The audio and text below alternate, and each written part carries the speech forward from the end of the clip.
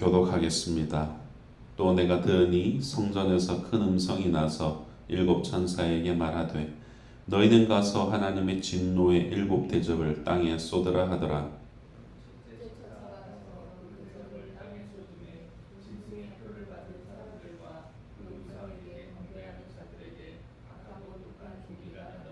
둘째 천사가 그 대접을 바다에 쏟음에 바다가 곧 죽은 자의 피같이 되니 바다 가운데 모든 생물이 죽더라.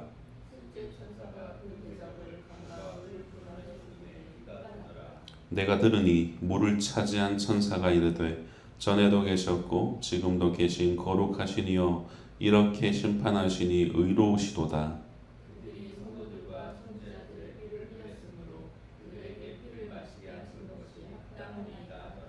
또 내가 들으니 제단이 말하기를 그러하다 주 하나님 곧 전능하신 이시여 심판하시는 것이 참되시고 의로우시도다 하더라.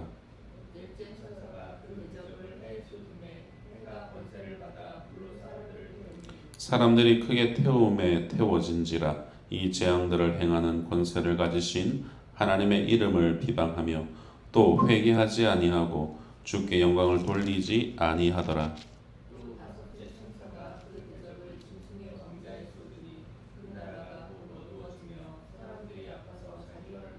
함께 읽겠습니다.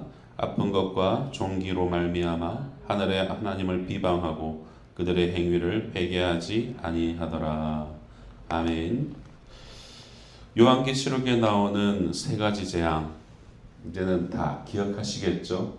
일곱 인의 재판 그리고 나팔 재판 그리고 대접 심판 이렇게 이 세 가지 재앙은 시간적인 순서로 기록된 것이 아니라 마지막 날에 일어날 심판을 각기 다른 관점에서 기록한 것입니다. 오늘 일곱 대접 심판에 나오는 이 재앙들은 출애굽기의 10가지 재앙과 흡사합니다. 애굽의 10가지 재앙의 의미가 무엇인가요? 악의 세력을 상징하는 이 애굽을 심판하시고 그의 백성들을 출애굽, 구원하시는 그 하나님의 구속사적인 의미가 담겨 있죠. 그리고 추가적인 요소로 하나님은 애굽의 회개를 10번이나 기다려 주셨다라는 겁니다. 마찬가지로 요한계시록의 이 재앙의 의미는 하나님의 백성은 어떤 어려움 속에서도 하나님을 믿고 따르면 반드시 구원받게 된다라는 것을 우리에게 가르쳐 줍니다. 그리고 그 심판의 과정 중에도 여전히 기다리시며 회개하여 돌이키실 것을 그런 기회를 주신다라는 겁니다. 오늘 본문에서는 본격적으로 일곱 대접의 심판이 시작됩니다. 본문 1, 2절을 우리 다시 한번 함께 읽겠습니다. 시작. 또 내가 들으니 성전에서 큰 음성이 나서 일곱 천사에게 말하되 너희는 가서 하나님의 진노의 일곱 대접을 땅에 쏟으라 하더라. 첫째 천사가 가서 그 대접을 땅에 쏟음에 짐승의 표를 받은 사람들과 그 우상에게 경배하는 자들에게 악하고 독한 종기가 나더라. 아멘. 대접이 어떻게 됩니까? 쏟아집니다. 그런데 그냥 쏟아지는 것이 아니죠. 누군가의 명령이 있어야 하는데 그 명령이 1절을 보면 성전에서 큰 음성이 나고부터 대접이 쏟아집니다. 여러분 이 큰 음성이 무엇인가요? 바로 하나님의 음성입니다. 그렇게 큰 음성에 따라 첫 번째 대접을 쏟을 때 짐승의 표를 받은 사람들과 우상에 경배하는 자들에게서 어떤 일이 벌어집니까? 악하고 독한 종기가 납니다. 이 종기의 대상이 앞선 나팔 심판에서는 이 3분의 1이었습니다. 그 대상의 수가 이 땅의 3분의 1이라는 제한이 있었지만 대접 심판에서는 이제 전체 땅이 영향을 받습니다. 바로 심판이 강화되었다라는 것을 의미하죠. 세대주의적 종말론을 주장하는 자들은 여기서 언급된 짐승의 표에 대해서 바코드다, QR코드다, 무슨 칩이다, 코로나 예방접종도 그렇다, 이거다, 저거다 라는 그런 주장들을 하죠. 나름의 이유들을 가져와서 그것이 하나님의 심판의 표다, 그러니 받으면 안 된다 라고 이렇게 확정지어서 표현하려고 하지만 여러분 짐승의 표가 가진 본질적인 의미는 하나님을 신앙하지 않는 자라는 것을 의미합니다. 짐승의 표를 받고 우상 숭배하는 자들의 특징이 무엇일까요? 사람으로서는 이를 판단할 수가 없다는 겁니다.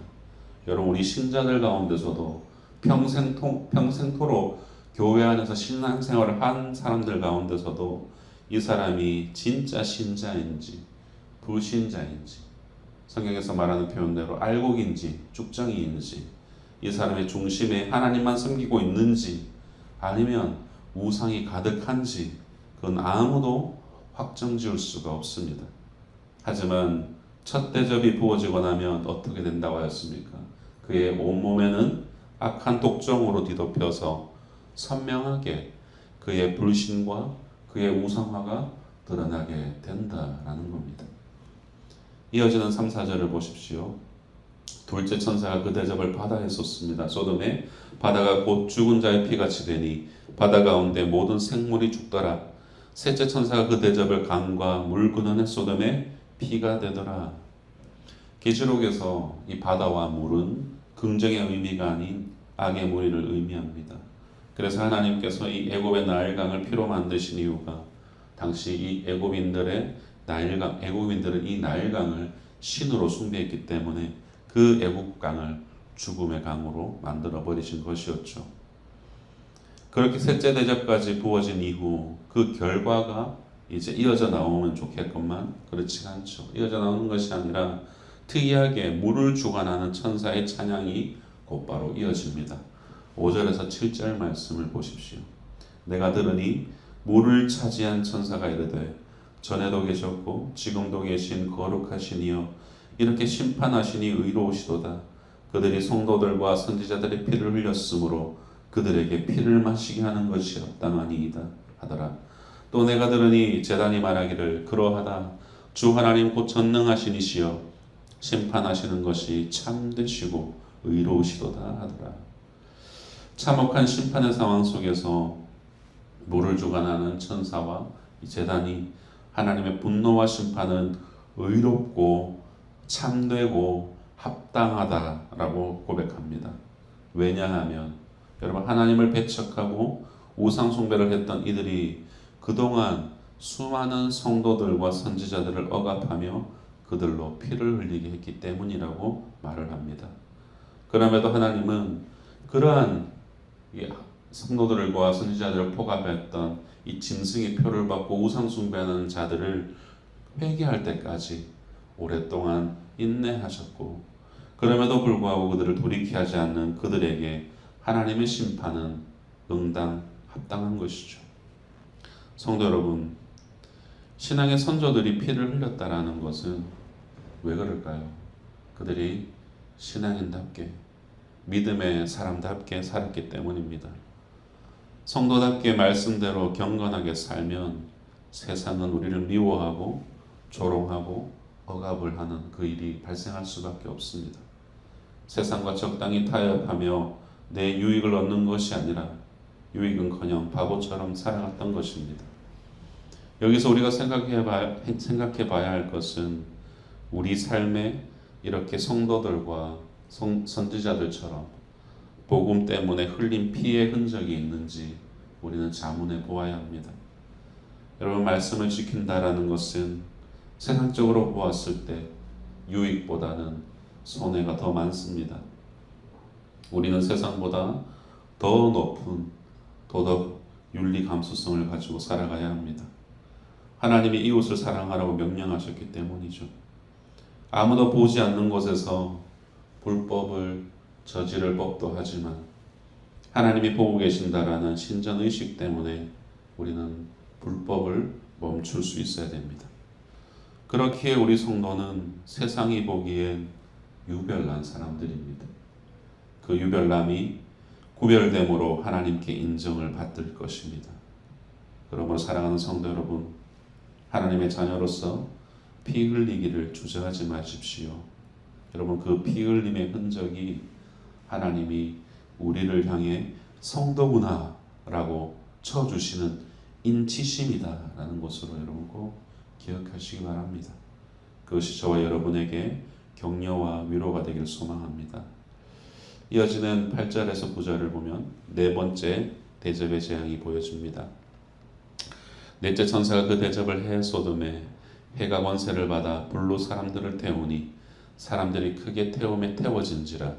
이 재앙들을 행하는 권세를 가지신 하나님의 이름을 비방하며 또 회개하지 아니하고 주께 영광을 돌리지 아니하더라.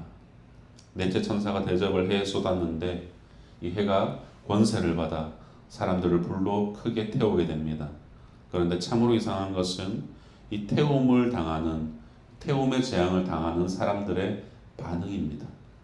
이들은 후회와 회개가 아니라 오히려 그 태움을 당하는 중에도 하나님을 비방하고 회개하지 않는 그런 완악하고 악랄한 모습을 보여줍니다.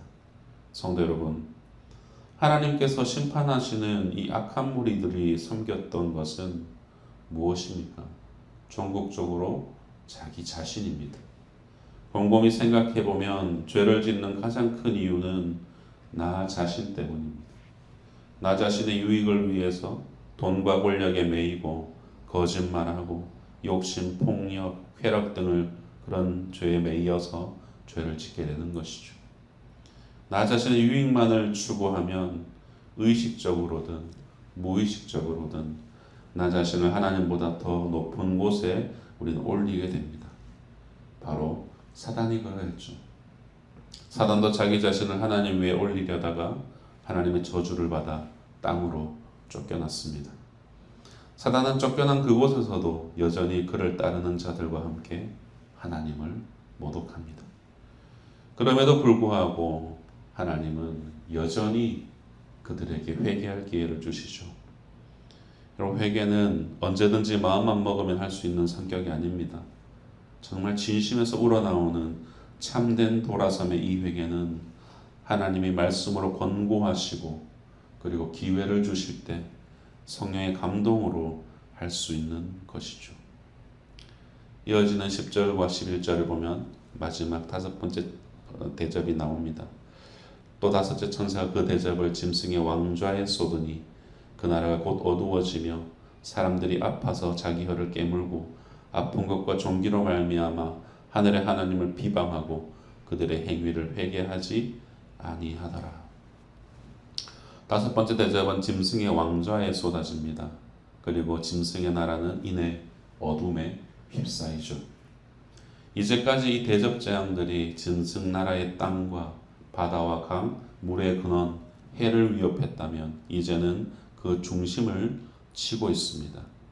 13장을 보면 이 짐승은 그 왕좌를 사탄으로부터 받았다라는 것을 알 수 있고 사탄은 속임수와 폭력으로 권력을 행사했는데 짐승의 통치도 마찬가지입니다. 그러나 짐승의 통치도 영원하지 못하며 마지막에 파괴될 것입니다. 하나님의 천사는 아직 파괴하지 않고 어둠에 들어가게 하여서 짐승 숭배자들이 고통받는 장면을 보여줍니다. 하지만 이 숭배자들은 어떻습니까? 고통 중에도 회개하지 않고 하나님을 여전히 비방합니다. 이처럼 하나님을 떠난 악인의 특징은 완악함이죠. 애굽의 파라오처럼 재앙을 받을수록 더 완고해집니다.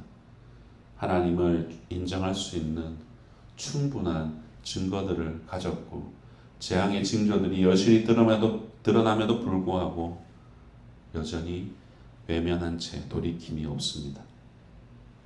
왕관의 보석 같은 사랑하는 성도 여러분, 말씀을 맺겠습니다. 이제 마지막 일곱 대접들이 부어지고 있습니다. 이 모든 심판은 하나님의 주권적인 음성 가운데 이루어지고 있는 일들입니다. 마지막 시대에 성도가 고통받고 어려움을 당하는 것을 여러분 두려워하지 마십시오.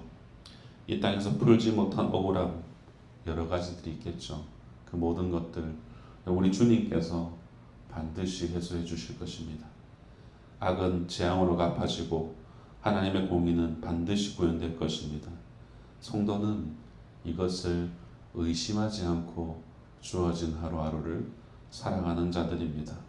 그러니 묵묵히 감수하며 여러분 선으로 악을 이기시기를 바랍니다. 부디 마지막 날 주님 부르시는 그때까지 잘 참고 인내하여서 또한 피 흘리기까지 싸워 믿음을 지켜내는 우리 모든 성도님들 되시기를 주님의 이름으로 축원드립니다. 기도하겠습니다.